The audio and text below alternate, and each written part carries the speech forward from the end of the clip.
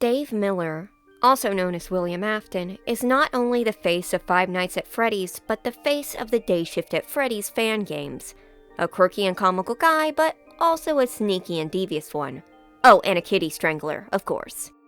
Depending on your choices, Dave is either your arch nemesis or your partner in crime.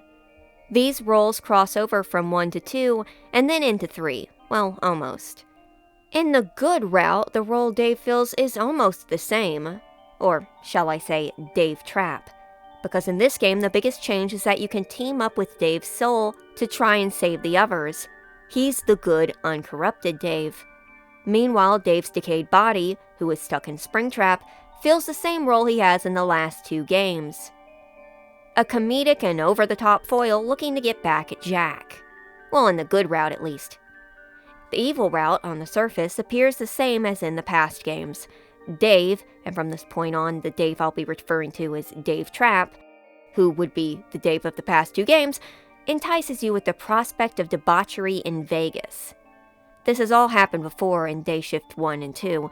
Jack and Dave committed heinous crimes, drove their phone guys to the nut house, and then fled to Vegas for excessive gambling and other vices. But there is something different this time, and it's not just that you own the business now. Everything goes really smoothly. Your phone guy can't stop you, you frame someone else, and your place gets shut down.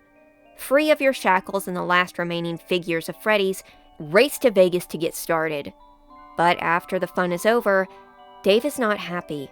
He feels empty. This emptiness can be felt throughout the entire route. Phone guy catches you, but he doesn't blow up with the same intensity as Peter, and he certainly doesn't have Steven's fortitude to get you caught. Freddy's isn't a massive threat cracking down on you. It is a business that you own, that you are in control of. This is the last Freddy's, and when it fails, as it will, nobody will care. Even the fling to Vegas is significantly different. In the first game, Jack and Dave escape in a blaze of glory. In the second, they rig a trap, and Jack possibly beats up Fredbear before they flee, before the cops can arrive. Nobody's coming for them this time. Nobody's trying to stop them, and after the past trips to Vegas, this one is mild. It's wild, but it isn't satisfying. Dave isn't happy because this is not what Dave wants. Dayshift at Freddy's 3 is the first game to really rip open Dave's character and show the truth. The truth being that all of this, is a vie for attention. But whose attention? It's not clear. It's a constant need and struggle to fill a hole, or an attempt for Dave to replace the past he once had. While it has always been clear that Dave is using Jack to replace Henry, his desperation to do so in the third game is increasingly obvious, to the point where he admits it, repeatedly. He chants it like a mantra, "This is for Henry." This is so Jack can't leave him like Henry did, to the point where he forces Jack into the same prison he's in so that he will remain immortal. A minor note, but while Jack cannot die, he is apparently not immortal. In the neutral ending, Jack dies of old age. My best guess is that the body just eventually fails after a certain amount of time. It seems plausible, but Dave likely doesn't know this. This decision was more likely a combination of trying to relive the glory days through cleaning up the old suit, literally putting him in Henry's place as a full replacement, and to put them on equal terms, so it is really just the two of them against the world. Or perhaps a self-conscious desire to not feel so alone in his current state. In Henry's tapes, he lays out an analysis of Dave. Not only does Dave attach easily and become aggressive when abandoned or betrayed, but he fixates on those who he believes are giving him affection. He became so attached to Henry that not only did he begin to validate everything he did, but he allowed him to experiment on him. Henry removed most of Dave's internal organs, and he still idolized him. But this raises a concerning point. Dave does not kill children because he wants to. He does it because Henry conditioned him into believing that's what he wanted. This is somewhat confirmed in the flip side segments, where Dave explains that he thought they were helping kids. While this is a huge lapse in logic, we can take from this that during his conditioning, Henry had to initially make Dave believe that what they were doing was right to convince him to do it.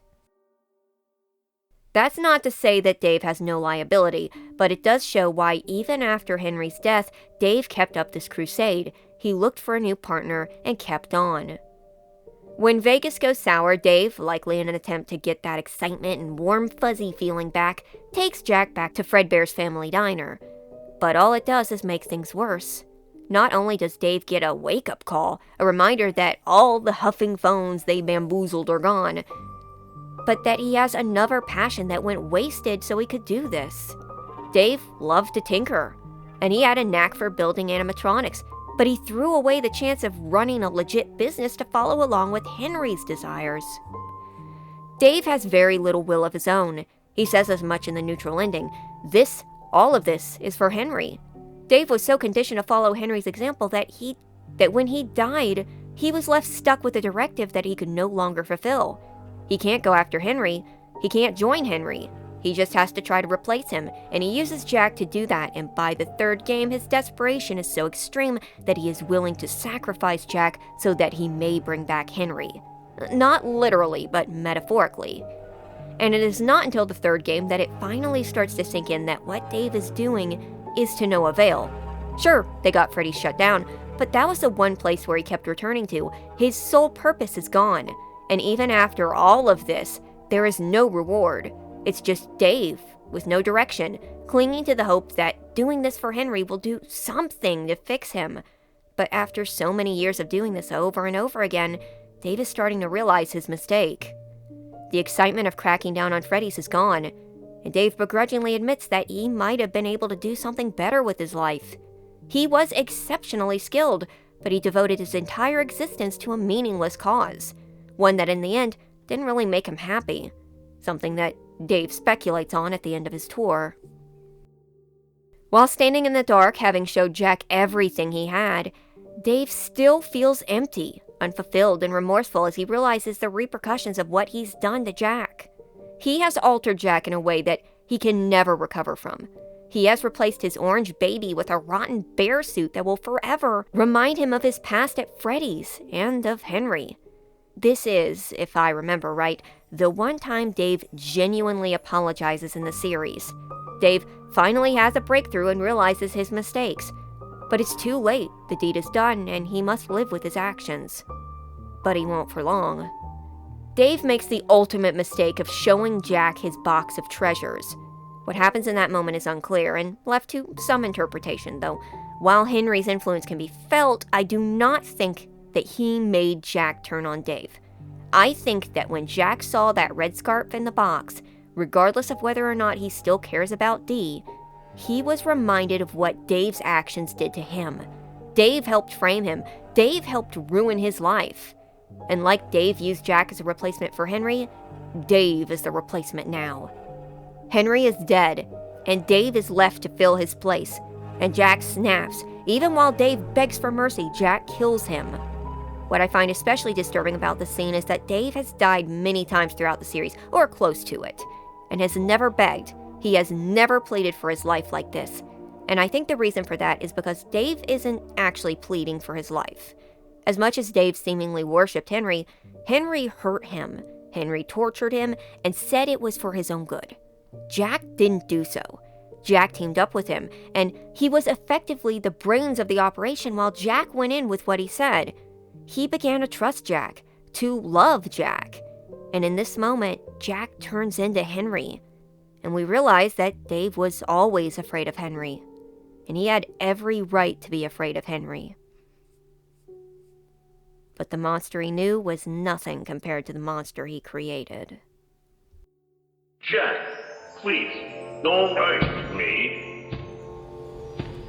Please, don't do this. I love you.